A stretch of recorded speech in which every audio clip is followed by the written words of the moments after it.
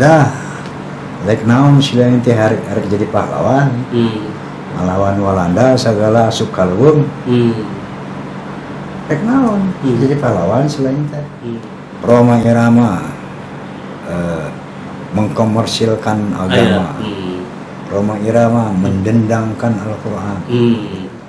Kalau Bung Karno pidato, nongkrong saya itu.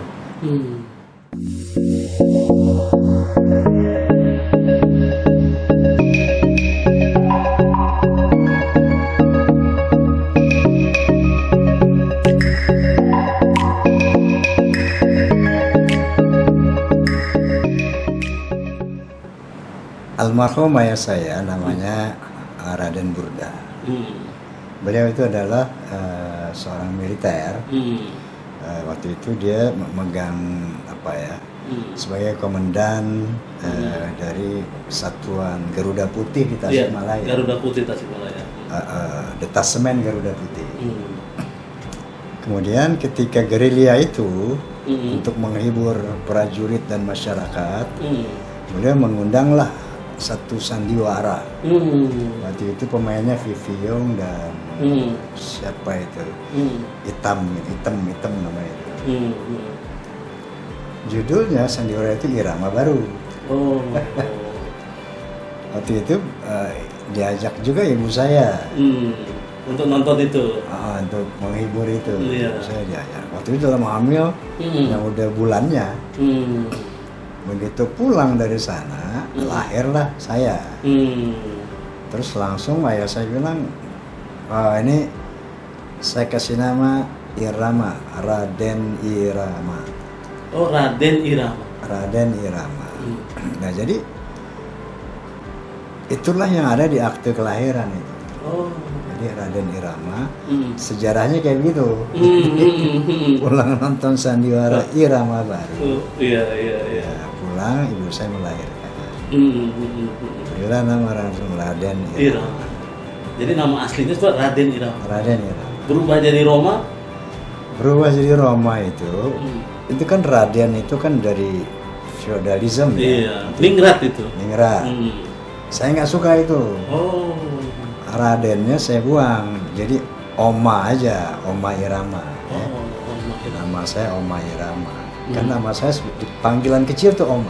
Oh, panggilan kecil Oma. Nah, jadi Irama itu dipanggilnya Mama, Oma gitu. Oh, gitu. Jadilah Oma. Iya.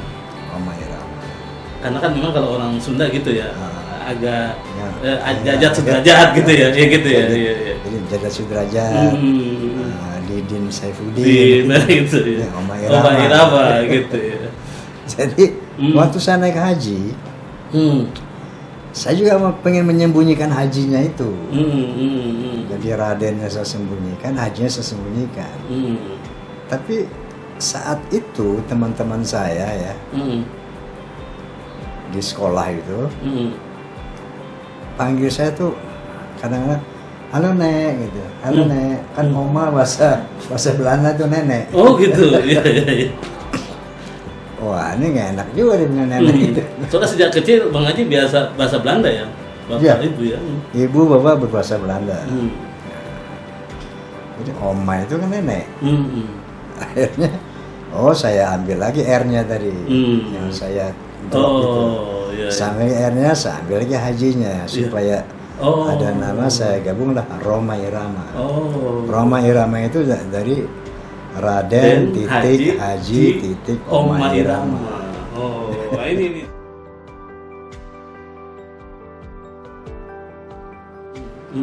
Waktu SMP saya mulai sibuk dengan musik. Dimana padahal ibu saya ini paling nggak suka. Orang dulu semua tidak punya obsesi anaknya jadi seniman tuh nggak ada.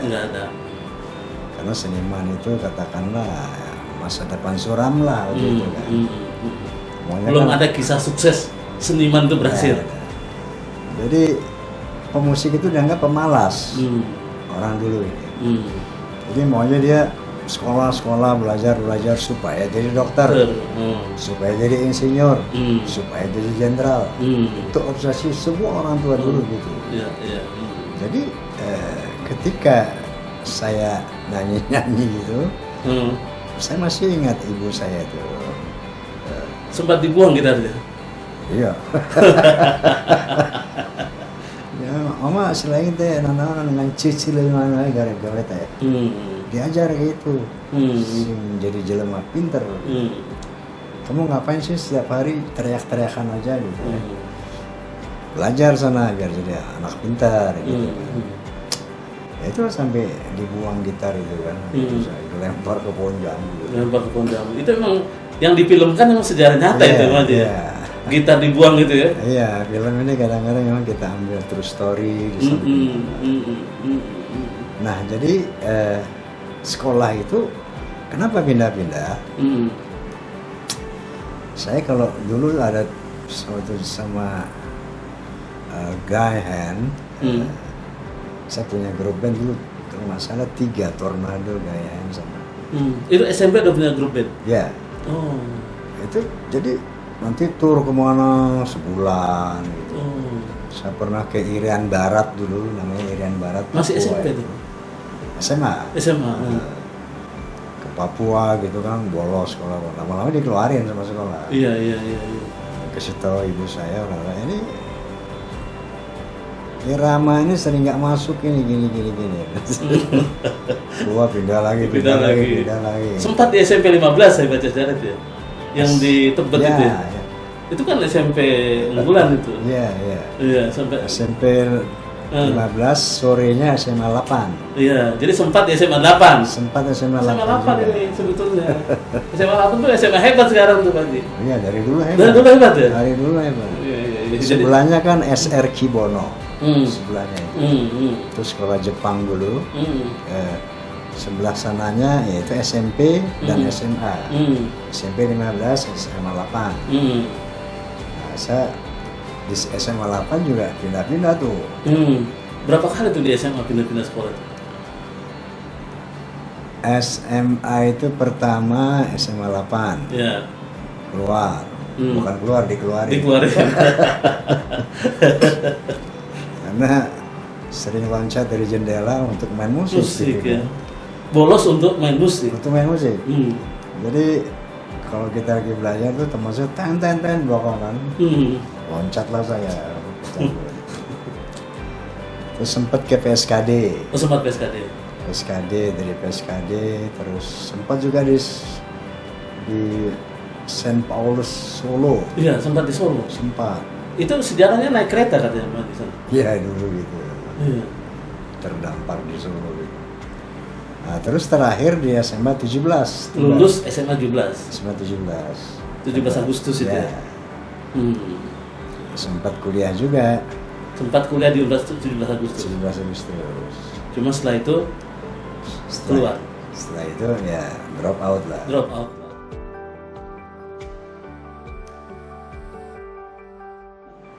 Nah, ini saya sering bilang, banyak orang tanya, Bang Haji pesantrennya di mana? Saya sering bilang bahwa pesantren saya itu di Kolong Piano. Maksudnya itu di studio rekaman kan ada grand piano, piano besar itu kan. Di belakang juga ada grand piano. Itu kalau istirahat rekaman, saya masuk ke bawah piano, baca Quran, saya baca Quran, break syuting film, saya juga nongkrong di bawah kamera. Lu kan kamera kalau dikasih itu triplek gitu kan, nggak kepanasan. Saya nyender situ di tripodnya, baca Quran gitu kan. Jadi otodidak lah. Otodidak. Jadi saya banyak belajar, makanya saya bilang pesantren saya itu di Kolong Piano. Jadi nggak ada guru khusus untuk? Nggak ada pesantren, nggak pernah masuk pesantren.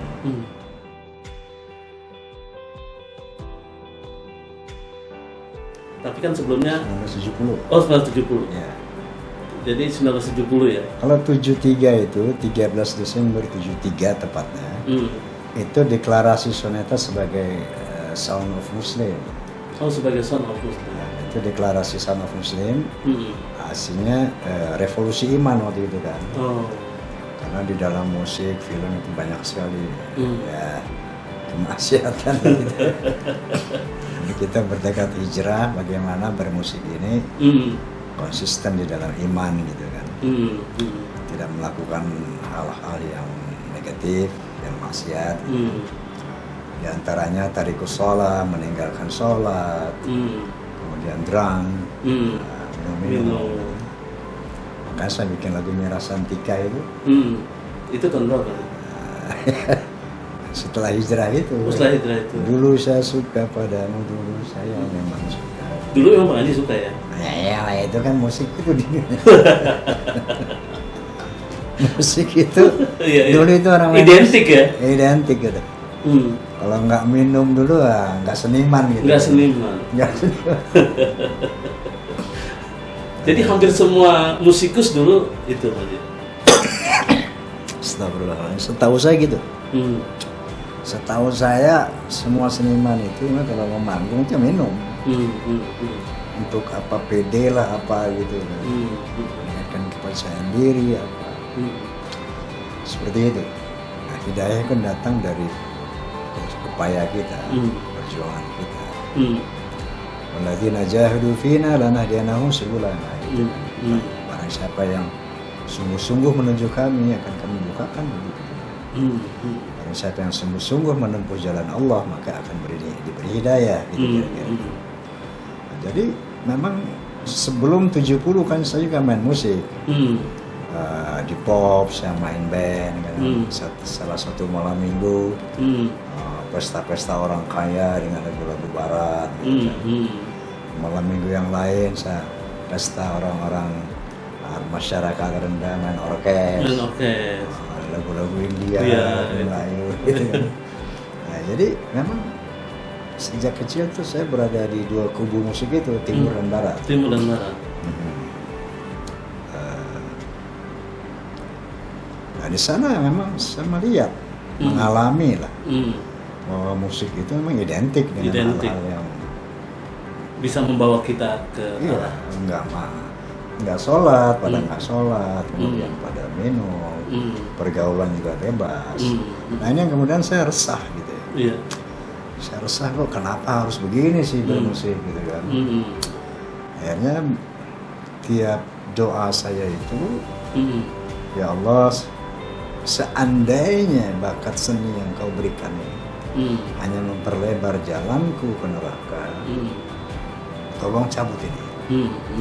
Tapi seandainya bakat seni yang kau berikan ini bisa membawa kepada keridhaanmu, bimbinglah saya. Gitu. Nah itulah bahwa hidayah dari Allah itu datang 13 Oktober tahun 73. 13 Oktober tahun 73. Saat itu kita committed dengan teman-teman Suneta yang saat itu formasi pertama jumlahnya 8 orang, komit untuk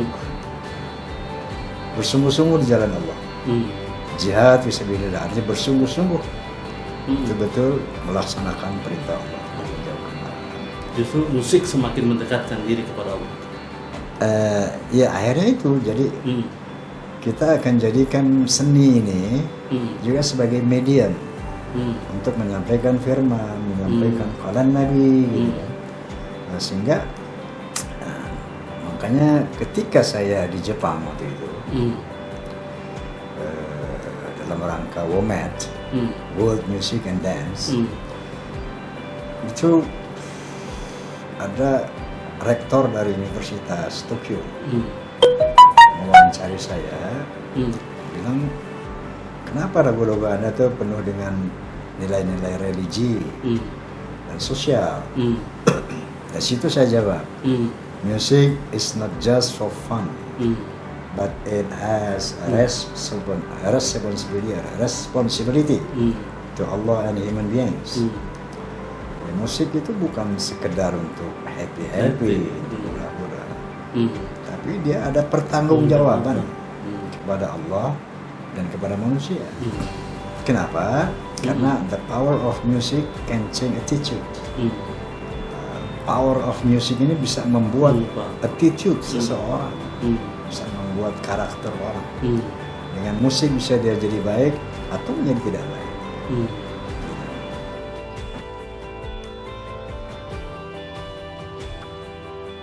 Karena satu saat saya di sidang lah ya, sidang gitu, quote oleh Majelis Ulama Indonesia. Saat itu berkantor di Masjid Agung Kebayoran. Al-Azhar. Nah, ketuanya waktu itu Kiai Haji Syukri Ghazali. Kiai Haji Syukri Ghazali. Kenapa? Karena ada media begitu luas ya, koran-koran, waktu itu belum ada TV ya, belum ada kayak sekarang udah luas, sosmed atau apa yang di TV itu. Jadi beredarlah koran-koran majalah, Rhoma Irama mengkomersilkan agama, Rhoma Irama mendendangkan Al-Quran. Ketika keluar lagu La ilaha illallah, di mana saya bawakan juga apanya, ayat itu, surahnya, suratul Ikhlas itu saya bacakan juga. Akhirnya karena ramai begitu, minta Soneta ini, Rhoma Irama itu diadili gitu. Karena menjual mengkomersilkan agama dan mendendangkan Al-Quran. Dipanggillah saya oleh MUI saat itu, dan disaksikan oleh para wartawan juga. Kiai Haji Syukri bilang, mana yang lagu mendendangkan Al-Quran dan menjual agama itu, saya mau dengar. Karena waktu itu kaset masih kan? Kaset. Nah, semua ulama-ulama dengar. Setelah selesai, saya tidak mendengar Rhoma Irama mendendangkan Al-Quran. Artinya suratul Ikhlas itu tidak diiringi musik. Sound effect, suara angin gitu kan. Musiknya itu ada pada terjemahannya. Jadi ini tidak menendangkan Al-Quran. Dan tidak bisa dikatakan juga menjual agama, mengkomersilkan agama. Karena ini dakwah. Bahwa semua muslim punya kewajiban berdakwah dengan cara masing-masing. Nah, jadi keputusannya, kalau seperti ini silahkan bikin yang banyak lagi. Rekomendasinya begitu. Rekomendasi gitu ya. Justru itu membantu para ulama. Iya kan? Ya udah, dari situ kontroversi itu lumayan menurun. Akhirnya sampai sekarang alhamdulillah ternyata eksis sebagai musik dakwah. Musik dakwah.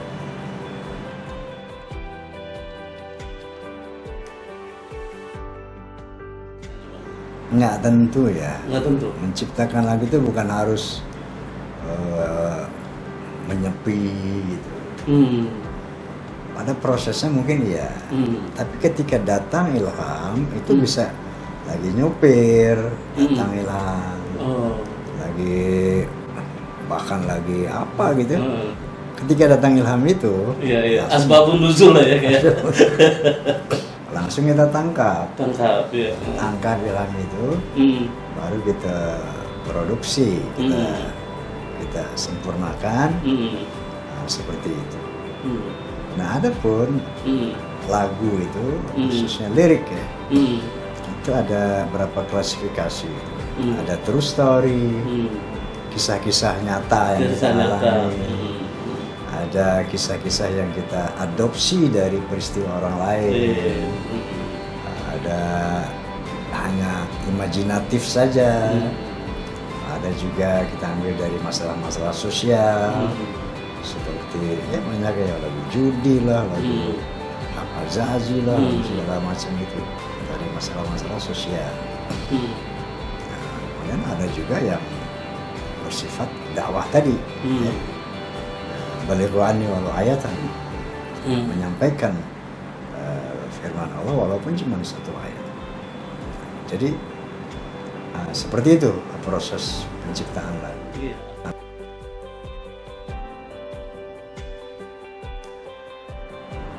Kalau yang secara saya ciptakan itu mungkin 800 lagu. 800 lagu. 800 lebih sedikit. itu termasuk kompilasi dan sebagainya yang di recycle. Karena recycle pun kan membutuhkan satu apa juga. Tetapi yang saya nyanyikan artinya termasuk lagu-lagu bukan ciptaan saya, itu mungkin lebih dari 1.000. Lebih dari 1.000.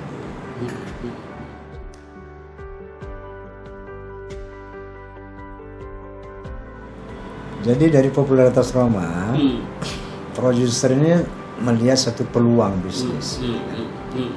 Bagaimana Rhoma Irama kita ajak main film gitu. Datanglah kepada saya, Bang Haji mau nggak main film? Saya bilang oke, dengan beberapa syarat. Pertama, saya tidak mau jadi aktor. Artinya saya akan memerankan diri saya sendiri.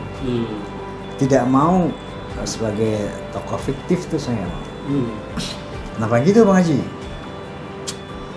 Saya pernah melihat satu bintang film idola saya. Begitu kagum saya sama karakternya. Tapi begitu saya temui orangnya, 180 derajat berbeda. Dari yang saya kagumi di film, ternyata orangnya tuh nggak seperti yang saat di film. Saya kecewa berat saat itu. Rupanya lo cuma di film doang kayak begini. Saya nggak mau kayak gitu. Saya mau orang melihat Rhoma di film, begitulah Rhoma sebenarnya. Di kenyataan. Itu satu. Yang kedua, supaya saya mudah mempertanggungjawabkan itu di hadapan Allah dan di hadapan manusia. Ya. Bahwa apa yang saya lakukan di film itu harus saya pertanggungjawabkan kepada Allah dan kepada manusia. Itu syarat satu. Saya tidak mau rubah karakter. Tetap saya adalah Rhoma Irama. Yang kedua, itu masih situ kan. Yang kedua, harus ada waktu break sholat. Karena saya tahu nih film biasanya udah syuting itu Zuhur lewat, asar lewat, maghrib lewat. Karena mengejar produksi. Iya, kan?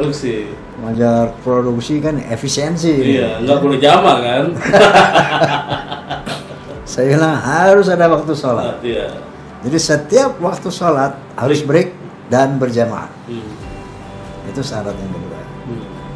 Yang ketiga, saya nggak mau lihat botol bir di lapangan. Karena saat itu kalau syuting pasti ada itu ya. Botol bir berantakan tuh. Botol bir berantakan. Saat itu yang saya tahu. Mungkin nggak semua, tapi seperti itulah suasana.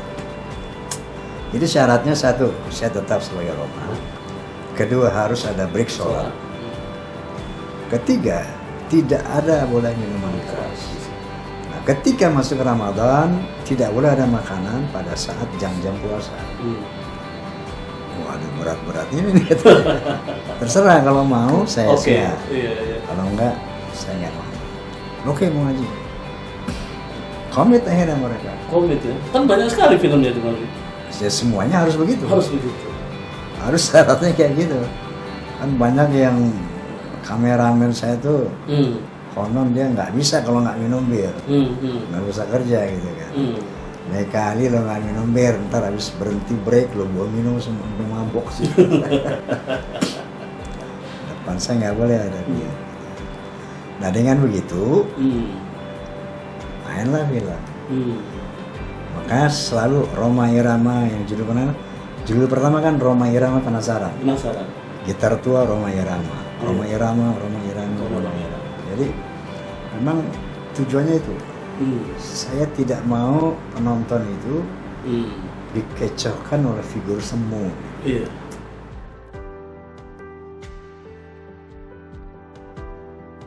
Dulu berkelahi itu sesuatu yang menyenangkan. Dan kenapa menyenangkan? Karena nggak ada istilah orang mati berkelahi itu.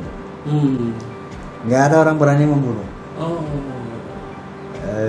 Biar dia bawa golok, bawa segala seluruh itu nggak pernah digunakan. Jadi dulu emang tangan kosong, walaupun bawa senjata, nggak ada orang berantem mati dibunuh tuh nggak ada. Dan sportivitas dulu itu terbangun. Saya punya beberapa teman hasil dari berkelahi. Setelah berkelahi. Setelah berkelahi justru bersaudara. Jadi saudara. Jadi itu kalau habis berantem gitu, kita muka memar-memar ini bangga. Oh gitu ya. Habis berantem udah. Resiko nyawa nggak ada. Oh, resiko nyawa nggak ada. Nggak ada.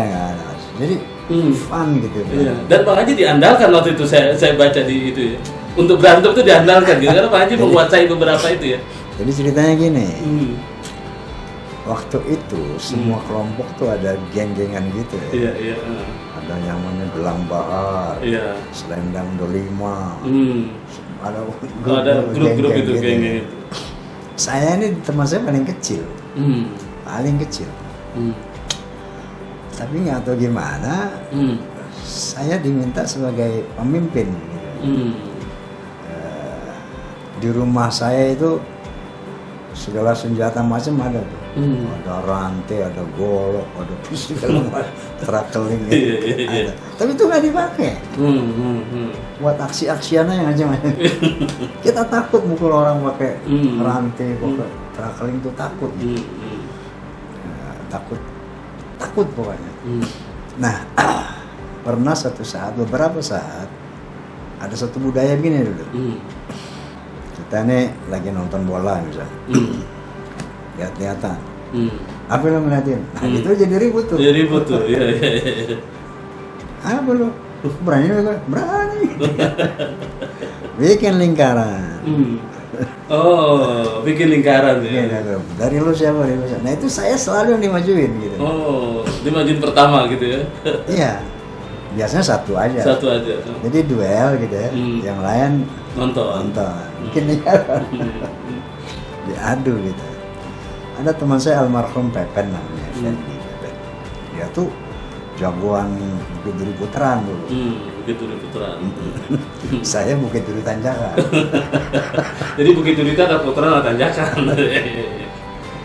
Jadi musuhan tuh. Ya aduh lah. Dulu siapa? Muncullah si Pepen itu. Penjol.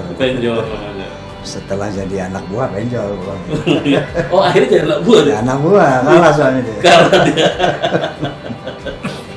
Berantem lah,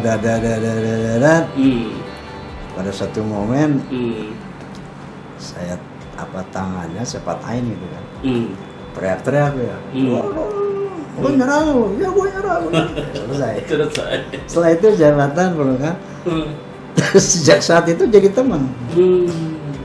Kalau yang kalah jadi anak buah lah istilahnya. Jadi kalau dulu tuh nggak dendam Bang Haji ya? Nggak dendam. Jadi sangat sportif. Nggak ada dendam. Apalagi main belakang tuh saya nggak pernah dengar. Nggak pernah dengar.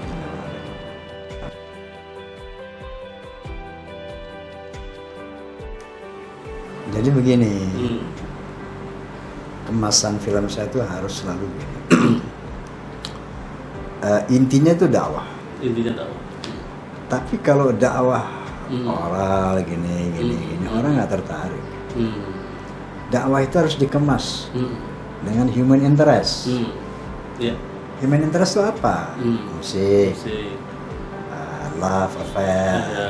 Love itu kan sesuatu yang anugerah Allah yang diberikan kepada manusia. Love, kemudian action. Karena dalam diri kita ini ada jiwa fight gitu semua zaman dulu zaman Habil sama Qabil Habil sama Qabil udah berebutan gitu ya. Ada gitu terus humor itu sense of interest. Nah kemasannya itu tapi intinya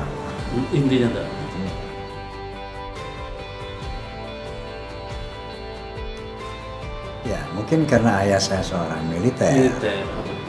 Dan beliau, saya bangga dengan beliau. Saya cerita sedikit tentang dia. Barangkali ini yang mengalir ke darah saya. Dulu beliau ini keluarga, ya itu tadi ya, Raden. Semua Raden itu umumnya dulu orang kaki tangan penjajah. Dulu raja-raja, sultan-sultan, itu kan pasti dia setelah berontak pegang. Nah itu kakak-kakak ayah saya itu semuanya rehen zaman itu. para pejabat, para pejabat. Cuman ayah saya memberontak. Dia masuk hutan, mendirikan detasemen Garuda Putih ya, untuk melawan Belanda. Nah, satu saat ayah saya tertangkap. Setelah dia berhasil menghancurkan tank Bingo Belanda. Sampai ada sejarah sedikit nih.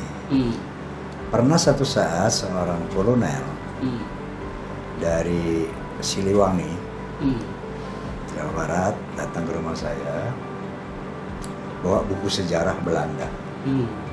Buku Belanda. Dia bilang, Bang Haji, ini nama ayah Anda ada di sejarah Belanda. Kapten Burda. Ini beliau yang menghancurkan tank Bingo, tank kecil waktu itu. Beliau lah yang menghancurkan. Nah, tank itu sekarang ditemukan oleh Siliwangi di Nyencang, daerah Nyencang itu daerah Tasik. Sudah ditindih sama bukit-bukit. Suatu saat seorang petani menggali situ, ketemu besi, ternyata sosoknya tank. Laporkanlah ke Pangdam situ, Siliwangi. Terus digali, ternyata tank. Bila tank Bingo. Oh, ini yang ternyata itu yang dulu dilumpuhkan oleh Detasemen Garuda Putih ini, Raden Burda ini. Akhirnya dibenerin tuh tank. Dibenerin sampai bisa jalan lagi. Nah, beliau cerita, Bang Haji, sekarang itu tank Bingo yang ayah Anda itu dulu lumpuhkan, ini sudah kita perbaiki, sudah bisa jalan lagi. Nah, maksud saya ini tank ini akan kita taruh di museum Siliwangi. Kita minta Pak Haji sebagai ahli waris yang nyetir tank ini untuk masuk ke museum itu. Nah, baik, kapan Pak? Nanti waktu hari ABRI atau hari apa gitu.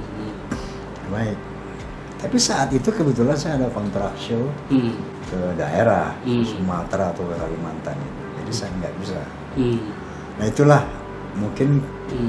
Nah, ayah saya kemudian tertangkap. Dibawalah ke hadapan bupati waktu itu, ya kakaknya sendiri. Ada bahasa begini. Waktu itu ibu saya cerita dalam bahasa Sunda. Udah, like naon sila inti hari jadi pahlawan. Melawan Walanda segala sukalun. Like naon jadi pahlawan sila inti. Mending jeung kurang di dia. Dahar jeung kornet jeung keju. Di leuweung misalnya dahar jeung gulu pada. Iya. Lu mau apa menjadi pahlawan melawan Belanda? Iya. Lu bisa apa lu? Mendingan di sini sama gue. Bisa makan kornet ya. Makan keju gitu ya. Lu di sana kan makan pala peda lu. Pala peda ya. Ayah saya waktu dihadapkannya dirantai. Sama Belanda dihadapkan juga kakaknya sendiri. Saat itu ayah saya ngomong begini. Mun lengan aing teu dirantai digedil Rusia. Tangan saya nggak dirantai, gue tembak kepala.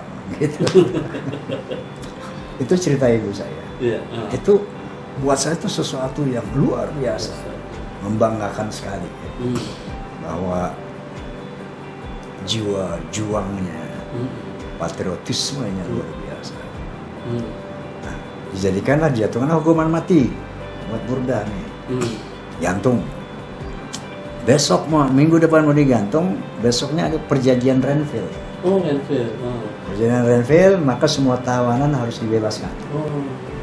Disitulah, jadi ayah saya diselamatkan oleh perjanjian Renville. Nah, mungkin darah ayah saya itu yang mengalir saya, sehingga sejak kecil antara seni, agama, dan politik udah satu nafas. Udah satu nafas. Saya dulu masih kecil, waktu radio masih mata kucing gitu.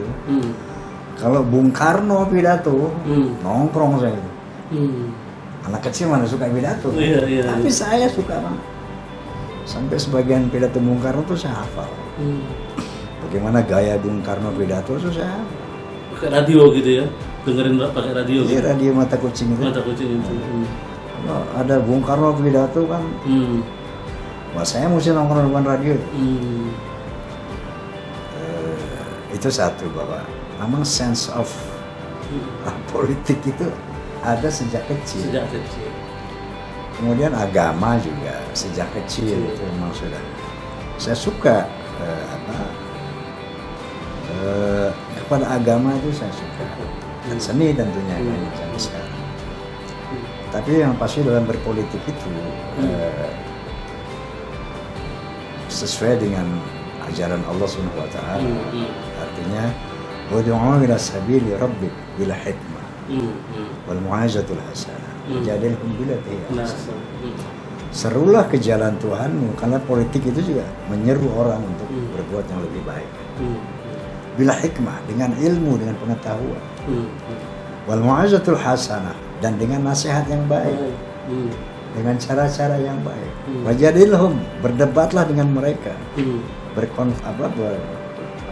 Berkonfrontasi. Billati hiya ahsan, dengan cara yang terbaik. Nah, itu yang saya gunakan dalam berpolitik ini. Jadi nggak ada istilah politik main curang, main dengki, main benci, main jahat gitu. Nggak ada. Itu nggak ada.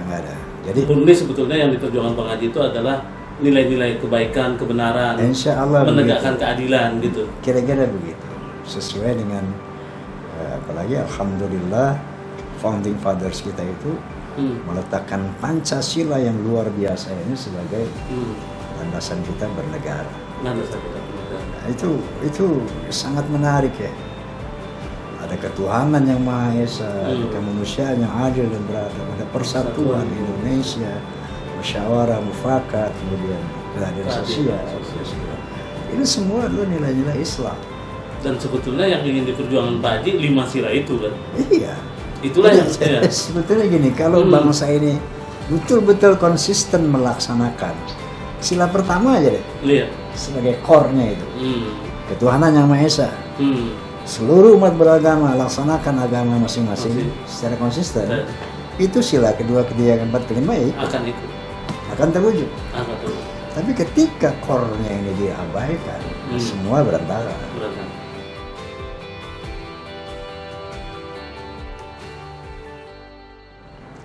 Ketika saya berpihak ke P3 itu saya bukan fungsionaris partai. Bukan fungsionaris partai. Bukan fungsionaris partai. Bukan pengurus partai. Bukan pengurus partai. Saya cuma simpatisan. Simpatisan. Makanya saya datang ke waktu itu ke Jenaro apa siapa? Jenaro. Pak Ketua, izin saya numpang jihad. Istilah saya numpang jihad. Numpang jihad. Partai Anda izinkan saya untuk sebagai kampanyewan. Kenapa gitu kan? Kenapa kok P3? Di sana kan ada Golkar, ada PDI. Ada PDI. Ya. Kenapa P3? Karena P3 saya itu berazas Islam.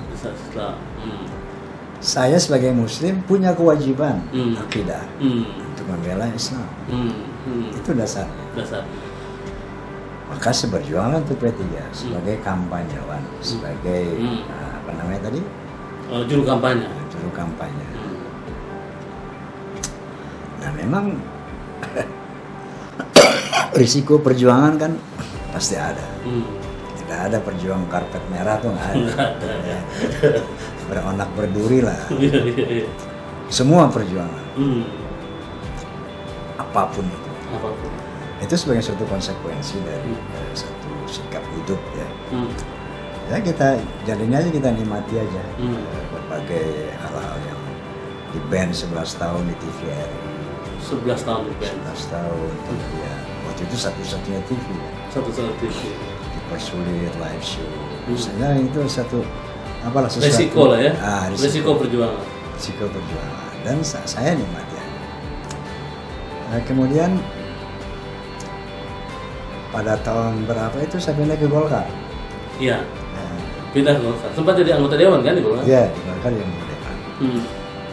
Lalu kenapa kok dari P3 ke Golkar? Waktu tahun berapa itu, setelah 87 apa ya? Semua kita ya, 87. sepakat konsensus nasional 3 parpol ini semua berazas Pancasila. Pancasila. Iya. Tidak boleh lagi ada azas Islam, azas segala macam. Iya, asas tunggal waktu itu. Azas tunggal Pancasila. Nah di situ saya merasa tidak punya kewajiban moral lagi untuk membela P3. Mau sama saja. Sama aja kan. Iya. Saya cabut. Iya. Non aktif 2 periode pemilu. Tidak aktif. Tidak aktif. Saya netral aja. Nah pada tahun berapa itu saya lihat Pak Harto ini melakukan katakanlah sesuatu yang Islami. Betul. Ya. Di berbagai aspek tuh beliau melakukan sesuatu yang sangat Islami. Iya. Saya terpanggil. Iya. Bangun Masjid Muslim Pancasila gitu ya. 999. Semua pejabat naik haji, semua bikin terus maulid, segala macam. Terus kasus Bosnia tampil Pak Harto, ya kan? Iya. Jadi sangat Islami Pak Harto nih. Nah, saya kembali terpanggil sebagaimana saya terpanggil di P3 dulu. Iya. Untuk membela nih. Untuk membela Islam. Bukan Golkar. Bukan Golkar, iya. Kayak dulu bukan P3. Iya. Islam. Terpanggillah saya ke sana. Tanpa apapun, saya bilang saya mau bantu Pak Harto. Jadi apa? Ketua MPR nggak mau, ketua MPR kan nggak aktif itu. Semua yang aktif apa? Gitu. Jadi DPR lah. DPR lah saya aktif.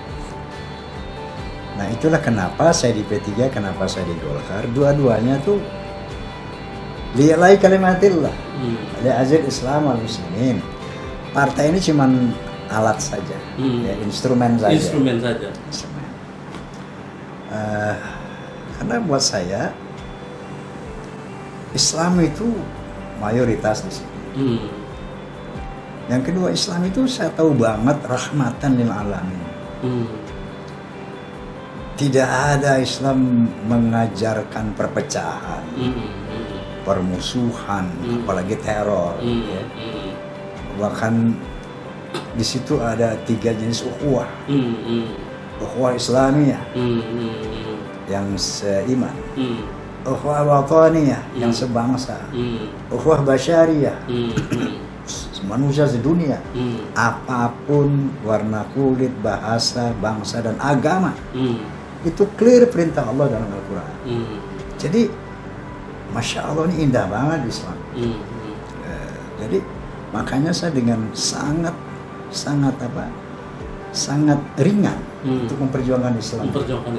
Karena Islam ini Masya Allah luar biasa. Artinya memang yang diperjuangkan Pak Haji itu Islam rahmatan lil alamin. Siapapun yang pro Islam, begitu ya? Iya, Islam itu nggak ada dua, Islamnya ya rahmatan. Wa ma arsalnaka illa rahmatan lil alamin. Nggak ada kalimat lain. Jadi aku utus engkau yang Muhammad untuk rahmah. Rahmah bagi seluruh alam, seluruh manusia, not just for Muslim. Kayak gitu. Jadi ketertarikan saya luar biasa kepada Islam ini yang bisa menciptakan satu iklim yang sangat kondusif di dalam berbagai aspek kehidupan. Di situ kita nggak boleh korupsi, nggak boleh jelekin orang, nggak boleh berpecah belah, nggak boleh membenci, nggak boleh. Masya Allah indah sekali. Jadi terpanggilan saya buat jadi ringan saya berjuang. Makanya kan ketika Pak Harto semakin dekat dengan Islam, Pak Haji kemudian ikut membantu lewat tidak usah diminta, saya datang sendiri. Sebagaimana saya datang ke Jenharu dulu. Iya. Assalamualaikum, saya numpang jihad Pak. Gitu. Tapi sempat kecewa nggak sih dengan P3? Oh tidak ya? Tidak. Oh enggak ya? Karena apa yang kita perjuangkan itu lillahi ta'ala. Iya. Bukan li partai, akan li personal. Tidak. Kalau kita berjuang demi seseorang atau demi partai atau demi sesuatu, kita akan dikecewakan oleh orang itu atau oleh partai itu atau oleh sesuatu itu. Tapi ketika kita berjuang lillahi ta'ala, apapun hasilnya kita happy. Apapun hasilnya. Mau menang, mau kalah, mau sukses, happy. Kenapa? Di mata Allah. Allah tidak pernah menanyakan berhasil tidak? Tidak. Kamu berbuat apa tidak? Iya. Itu pertanyaan di akhirat. Itu ukurannya. Ukurannya itu. Jadi ada peristiwa apapun tanpa izin Allah. Jangankan satu peristiwa politik, peristiwa daun kering yang jatuh ke bumi di tengah hutan yang gelap itu seizin Allah. Jadi semuanya atas izin Allah. Semuanya atas izin Allah. Oleh sebab itu harus bahwa kita diri terima. itu atau tidak itu salah ya. Tapi tanpa izin Allah orang nggak bisa ngerampok, nggak bisa membunuh, nggak bisa ngapain. Tapi apakah itu diri dia atau tidak? Nah, itu salah ya. Kalau kita sebagai warga negara Indonesia tidak mau tahu Indonesia mau hancur mau bawa keluar, cukup berdosa. Kalau kita sebagai umat Islam nggak mau tahu Islam kayak apa, cukup berdosa. Makanya Islam itu ada konsep amar ma'ruf wa nahi munkar. Ya. Serulah kepada kebaikan, cegahlah kemungkaran. Itu konsep Islam. Tapi caranya itu bila hikmah, dengan bijaksana dan wawasan. Wal ma'usil hasanah, dan dengan nasihat yang baik. Tapi kemungkaran itu harus dicegah. Makanya Sayyidina Ali kalau nggak salah pernah mengatakan, kalau kemungkaran, kemaksiatan sebagai merajalela, bukan penjahatnya yang hebat, tapi orang baiknya diam. Orang baiknya dia tidak peduli terhadap situasi dan kondisi, sehingga kemungkaran itu dianggap sesuatu yang benar. Jangan pernah membenci musuh. Jangan pernah membenci musuh. Jangan pernah membenci musuh. Jangan pernah mengecilkan musuh. Karena dalam politik itu yang sekarang musuh next bisa ditendang. Misalnya tidak ada musuh abadi dalam politik, yang ada kepentingan. Dan kedua dalam sisi agama, Allah mengatakan ciri orang takwa itu wal kaziminal ghaiz wal afina 'anil nas. Pandai menahan marah dan pandai memaafkan manusia.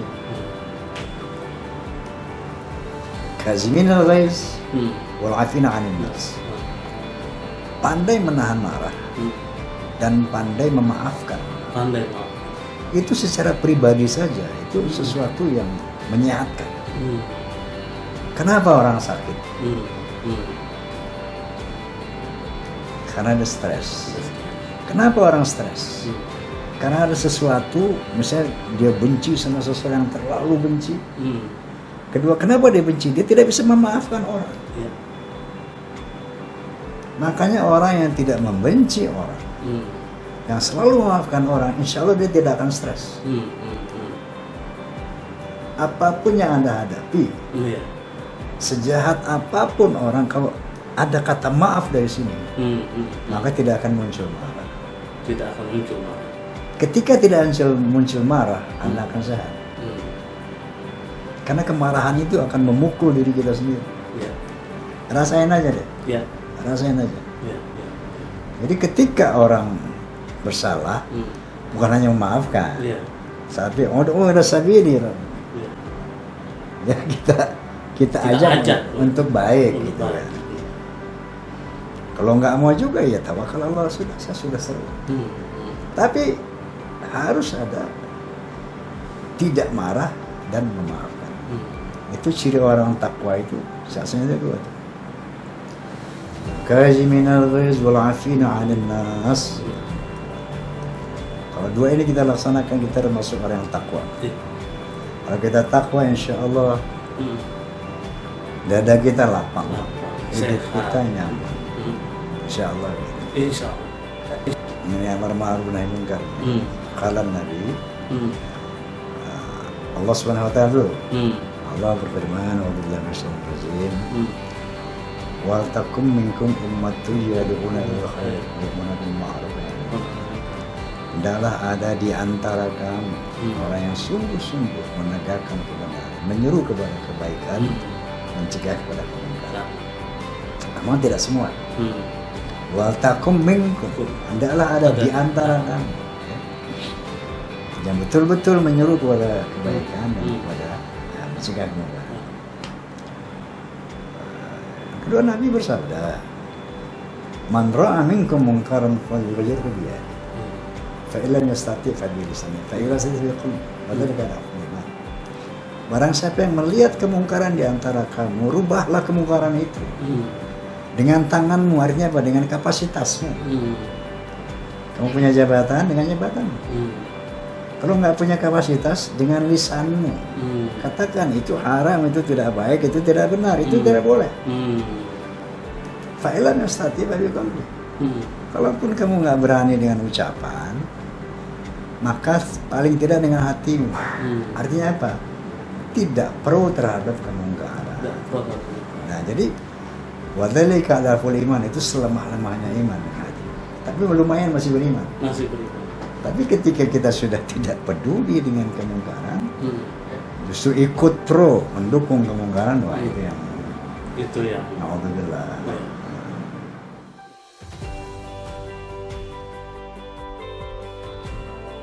Kepada teman-teman fans of Roma and Soneta Forza yang saya banggakan, kalian ini sudah berdiri 5 tahun kurang lebih. Tentunya dalam 5 tahun itu banyak dinamika yang telah dilalui dan banyak juga yang harus kita syukuri. Di antaranya semakin eksis dan kokohnya Forza secara organisatoris. Tentunya saya sebagai idola kalian juga punya harapan ya. Yang pertama memang yang Anda telah cantumkan di dalam ADART Anda bahwa Forza siap melindungi, mendukung karya-karya Roma. Dan yang terpenting bagaimana mencoba mengamalkan lirik-lirik Roma Irama dalam kehidupan ini. Itu buat saya satu hal yang luar biasa, hal yang harus saya syukuri sebagai rahmat Allah yang luar biasa. Tentunya ke depan dalam menghadapi Munas ini, laksanakan Munas secara profesional, secara organisatoris dengan baik. Semoga Forza mendapatkan pemimpin dan struktur kepemimpinan yang baik ke depan, sehingga Forza bisa terus eksis lebih baik dan bisa terus berkontribusi terhadap pembangunan nasional ini, paling tidak di sisi moral dan spiritual. Bagaimana ikut membangun moral bangsa, akhlak bangsa. Tentunya tidak tertutup juga misalnya untuk membantu bencana-bencana dan sebagainya. Masya Allah ya, itu luar biasa. Kalau Anda ini lakukan ini, insya Allah hidup kita tidak sia-sia. Dan itulah tujuan kita hidup di dunia ini. Wa ma khalaqtul jinna wal insa illa liya'budun. Tidak diciptakan jin dan manusia kecuali untuk berbakti kepada Allah dalam berbagai aspek kehidupan. Amin. Dan Forza keren. Assalamualaikum warahmatullahi wabarakatuh.